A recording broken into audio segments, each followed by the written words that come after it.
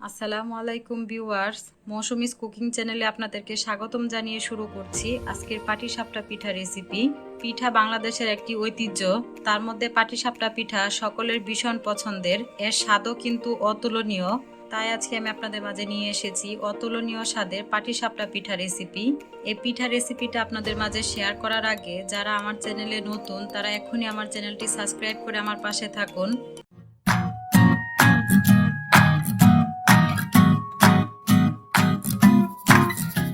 এখানে আমি একটা কাচের ডিশ বা বোল নিয়েছি। এর মধ্যে আমি দিয়ে নিচ্ছি 2 কাপ চালের গুঁড়া। আমি কিন্তু শুকনা চালের গুঁড়া ব্যবহার করেছি। আরও দিয়ে দিচ্ছি 1 কাপের মতো ময়দা। এখানে ময়দা ব্যবহার করেছি পাটিসাপটা রুটিটা সফট হওয়ার জন্যে। আরও দিয়ে দিচ্ছি 5 থেকে 6 চামচ গুঁড়া দুধ। এটা আপনারা চাইলে স্কিপ করতে পারেন। অ্যাড করছি হাফ চামচ লবণ। এখন একটা হ্যান্ড উইক্সের সাহায্যে এই শুকনো উপকরণগুলো ভালোভাবে নেড়ে মিশিয়ে নিব। এখানে অল্প অল্প পানি অ্যাড করব আর এটাকে হ্যান্ড উইক্সের সাহায্যে মিশিয়ে নিব।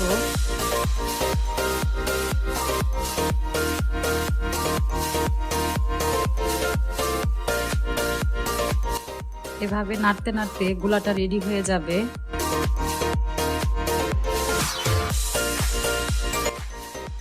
নাড়তে নাড়তে আমি প্যাটার্নটা রেডি করে নিলাম। আর এই প্যাটার্নটা কিন্তু তুলনামূলক একটু পাতলা হবে। এটাকে রেস্টে রেখে দিয়ে এখন আমি খিসাটা রেডি করতে চলে যাব। চুলায় একটা প্যান বসিয়ে দিয়ে এর মধ্যে দিয়ে দিচ্ছি 1 লিটার দুধ। নাড়তে নাড়তে অপেক্ষা করছি জাল ওঠা পর্যন্ত। আর এই দুধটাকে নেড়ে নেড়ে আমি আরও কমিয়ে নিব। আমি এখানে 3 চামচের মতো দুধ উঠিয়ে রাখলাম। এই দুধটা আমি পরবর্তীতে ব্যবহার করব। দুধের মধ্যে যখন সর পড়বে তখন নেড়ে নেড়ে দুধের সর ভেঙে দিতে হবে এবং খেয়াল রাখতে হবে তলায় যেন লেগে না যায়, তাহলে কিন্তু টেস্ট নষ্ট হয়ে যাবে। কাছে থেকে দুধটাকে অনবরত নেড়ে নেড়ে কমিয়ে নিব। একটা এলাচ অ্যাড করে নিলাম ফ্লেভারের জন্যে। খেয়াল করলেই বুঝতে পারবেন দুধটা নাড়তে নাড়তে অর্ধেকের মতো কমে এসেছে। এলাচের ফ্লেভারটা মিশে গিয়েছে। এখন আমি এলাচটা উঠিয়ে নিব। এখানে আমি যে দুধ উঠিয়ে রেখেছিলাম এই দুধের মধ্যে আমি 3 চামচ চালের গুঁড়া গুলিয়ে নিচ্ছি। এখন এটাকে নেড়ে মিশিয়ে নিব ভালোভাবে। চালের গুঁড়া গুলিয়ে নেওয়ার পরে আমি অল্প অল্প করে অ্যাড করে নিচ্ছি এবং নেড়ে নেড়ে মিশিয়ে নিব। দুধ আর চালের গুঁড়ার মিক্সারটা খিসার পুরটাকে ঘন করবে। এখন এটাকে আবার অনবরত নাড়তে থাকবো। চালের গুঁড়ার মিক্সারটা দিয়ে দেওয়ার পরে দুধ একবার বলক ওঠার পরেই ঘন হয়ে আসতে থাকবে। আপনারা চালের গুঁড়ার মিক্সারের পরিবর্তে সুজি দিয়েও পুরটাকে রেডি করে নিতে পারবেন। তারপর অ্যাড করে নিব এখানে খেজুরের গুড়। আপনারা খেজুরের গুড়ের পরিবর্তে এখানে চিনিও ব্যবহার করতে পারবেন।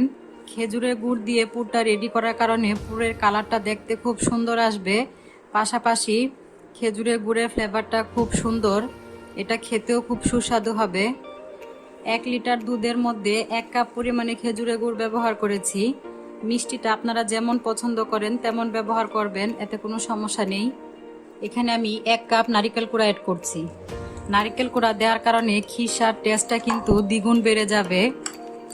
নারিকেল আপনাদের হাতের কাছে না থাকলে আপনারা নারিকেল ছাড়াও পুরটা রেডি করে নিতে পারবেন।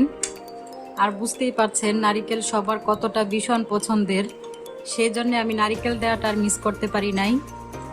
আর অল্প একটু নাড়তে নাড়তে এটা রেডি হয়ে আসবে। খিসাটা রেডি হয়ে গিয়েছে।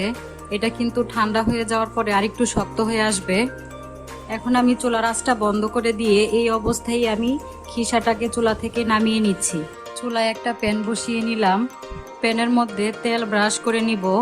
তেল ব্রাশ করে নেওয়ার কারণ হচ্ছে পিঠা যেন তলায় লেগে না যায়, সেজন্য তেল ব্রাশ করে নিলাম। এখন একটা টিস্যুর সাহায্যে তেলটাকে মুছে নিব।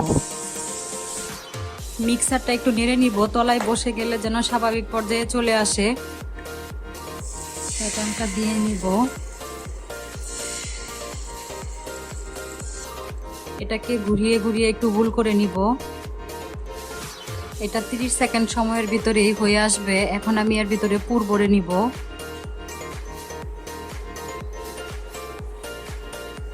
এখন একটা স্প্যাচুলার সাহায্যে ভাঁজ করে নিব, ফোল্ড করে নিব।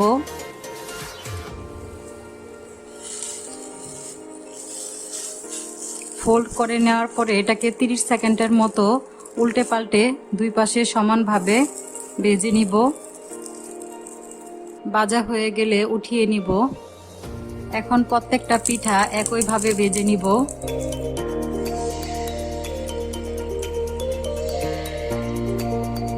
এটাকে ঘুরিয়ে ঘুরিয়ে গোল করে নিচ্ছি। চুলার আঁচটা যদি হাই হিটে থাকে তাহলে কিন্তু পিঠার তলায় ছিদ্র ছিদ্র হয়ে যাবে। সেই জন্য খেয়াল রাখতে হবে চুলার আঁচটা যেন মিডিয়াম আঁচে থাকে। দুই পাশ এভাবে উল্টে উল্টে 30 সেকেন্ডের মতো আমি পিঠাগুলিকে ভেজে নিব।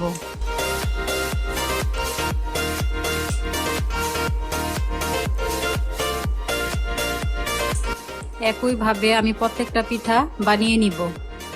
তো ভিউয়ার্স, আমি রেডি করে ফেললাম পাটিসাপটা পিঠা রেসিপি। একটা পিঠা আমি মাঝখান থেকে কেটে দেখিয়ে দিচ্ছি। দেখুন পিঠার ভিতরে পুরটা কত সুন্দর হয়েছে।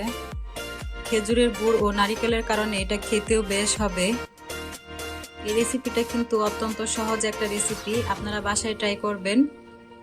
আমার এই রেসিপিটা যদি আপনাদের ভালো লেগে থাকে অবশ্যই আমার চ্যানেলটি সাবস্ক্রাইব করে আমার পাশে থাকবেন। আপনাদের সঙ্গে পরবর্তীতে আমার আবারও দেখা হবে নতুন কোনো এক রেসিপি নিয়ে। সেই পর্যন্ত সবাই ভালো থাকবেন ও আমার জন্যও দোয়া করবেন। আল্লাহ হাফেজ।